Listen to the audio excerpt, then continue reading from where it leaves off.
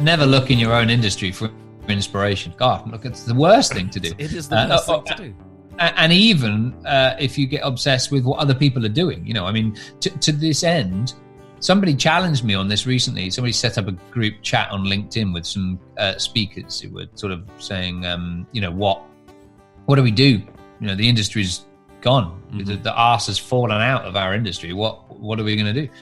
And I didn't know any of these people. I knew the person who connected, like 6 of us or something.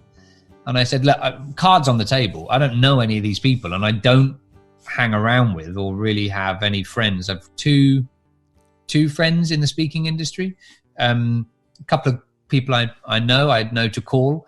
Everybody seemingly knows me, but I just don't hang around with people. I don't talk to people. I don't want to be influenced by what they're doing. I don't want to know. And also, when I first started speaking, speakers generally had this kind of cookie cutter approach because they'd all been to, like the PSA or something like that, or they'd been on some training course that said, this is how you form a speech. And so then they all look and sound the same. It's like comedians that, they all come out of the same school, and you go, oh, they studied there, because the tone and the intonation and the rhythm is the same. Yeah. And I didn't like it. I was like, okay, well, that's fine. If that's what speaking is, I think I'm just going to do my thing and see if they like it or not. And if they don't, I'll have to learn that. But I don't really like that. And so from very early on, I created my own path, unintentionally. I wasn't going, I'm going to create a new way of speaking. I was just going to be me.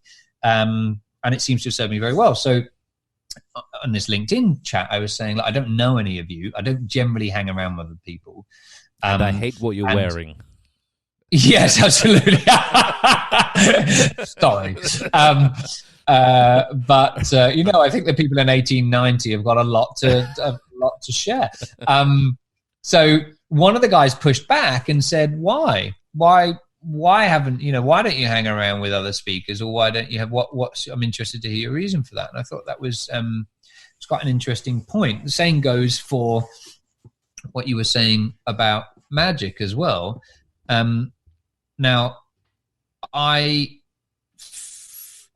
Unusualist is a character that is still settling and tweaking. I'm still going off on a tangent, and I come back and think, should it be more like that? Should it be not? And there's a bit that balances that really it should just be what you think it should be, right? It should be you, or it should be